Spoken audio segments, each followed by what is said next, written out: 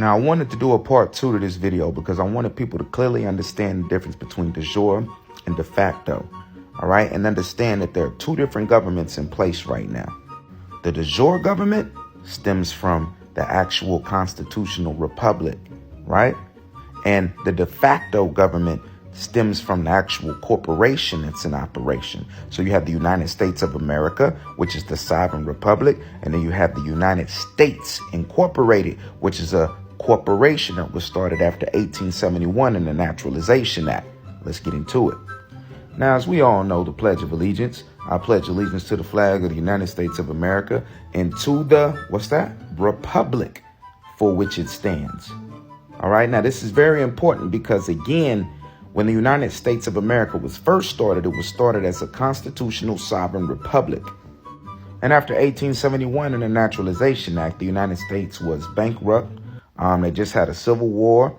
And basically, the bankers and Britain and the Europeans, they came over here and they bailed us out with all of these loans that they knew we could never, ever pay off. And therefore, until we paid them off, we could never, ever get the constitutional republic back. We were just operating under a corporation that they owned and controlled until we finished paying off the debts, which they knew we never would. And what happens when people don't pay off the debts? You go into default. And then who's left to control it? You get it. The corporate master, aka the landlord, which would be the church, the bankers, many of the Europeans who all wanted a piece of the new world at that time. And that, my friends, is how you end up with places like California, the Republic, right? Because in 1849, California started off as a sovereign republic state that was a part of the sovereign United States of America. And after 1871, slowly but surely, many of the sovereign republic states started being converted into corporations, right? Because, you have California Republic here, that's on the state flag. But when you go to court there in California, it says the state of California. Hello. And these are two different governments that are in operation here. So the next time you run into a police officer, you should be asking, hey, you took an oath, didn't it?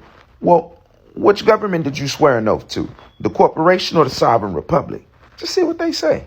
And never forget, these corporations are ran and controlled by the crown, and they're taxing us for things that are illegal and unconstitutional. Right? The right to travel is your constitutional right. But yet, since you are living and operating as a corporate chattel in the corporate state, then you will be taxed by Britain and by the crown. And basically, every single traffic ticket is a tax that's going back to the crown to pay them off.